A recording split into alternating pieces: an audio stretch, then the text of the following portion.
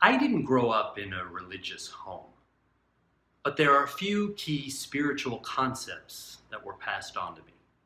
Concepts that I simply believed in and still believe in to this day, although my take on these concepts has matured over the years. One of these concepts is the notion that within each of us is a soul, that intangible part of us that animates our body and defines who and what we are. My belief in the soul was solidified many years ago when I was a chaplain at a geriatric center, part of my training as a seminary student.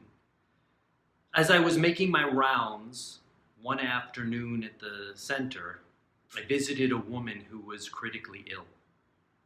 She wasn't conscious, but she was comfortable. I sat by her bedside, holding her hand, looking at some of the cards that her grandchildren had made her. Her room was quiet, it was peaceful. A few minutes into my visit, the feeling in the room suddenly changed. The air felt different, it felt heavier, like the pressure changed. As I walked to tell the nurse, she was coming into the room and she took a look at the woman, walked up to her bed, took her hand, turned to me and said, "She just passed. Thank you for being with her and making certain she didn't have to slip away on her own." Now, I was shocked. I'd never been with someone as they died. And the nurse could tell I was shocked and she comforted me. I tried to explain to her how the feeling in the room suddenly changed. She shook her head. "Yes," she said. "I feel that change a lot. It's the soul," she explained. "The soul leaving the body."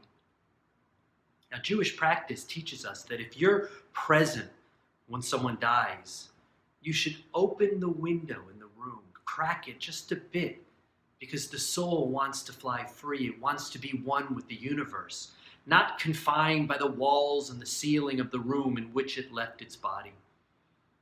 I've come to understand that the pressure that I felt in the room at the geriatric center was unquestionably the soul of the woman who had just passed.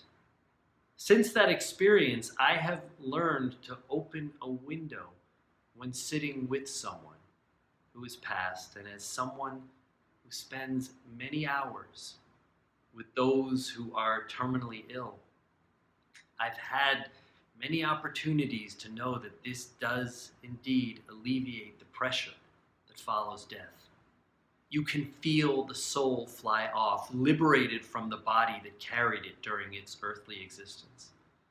I've also learned that opening a window in the room of someone who is at the end of her life can actually hasten death, letting the soul know that it has our blessing to go and be free.